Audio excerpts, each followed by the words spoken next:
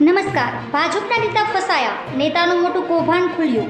લોકસભાની ચૂંટણીના બહાને અમદાવાદ શહેરમાં પ્રચાર અને મતદાનને લઈને ગાડીઓ ભાડે લેવાના બહાને કરોડો રૂપિયાનું કૌભાંડ આચરવાનો કિસ્સો સામે આવ્યો છે.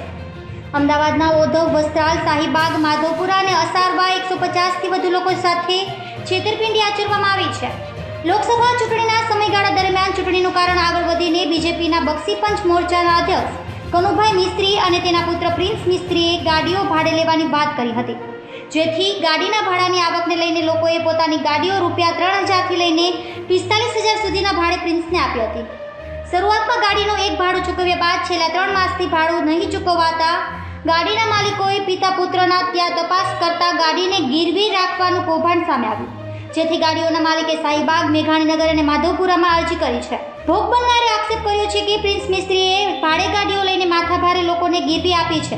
ગીરવે આપેલી 50 જેટલી ગાડીઓનું લિસ્ટ પણ આપવામાં આવ્યું છે, જેમાં 1 થી 2 લાખમાં ગાડીઓ ગીરવે આપી હોવાનું સામે આવ્યું છે. જ્યારે તેના પિતા કનુ મિસ્ત્રી બીજેપીમાં બક્ષીપંચ મોરચાનો અધ્યક્ષનો હોદ્દો ધરાવે છે. ધન્યવાદ.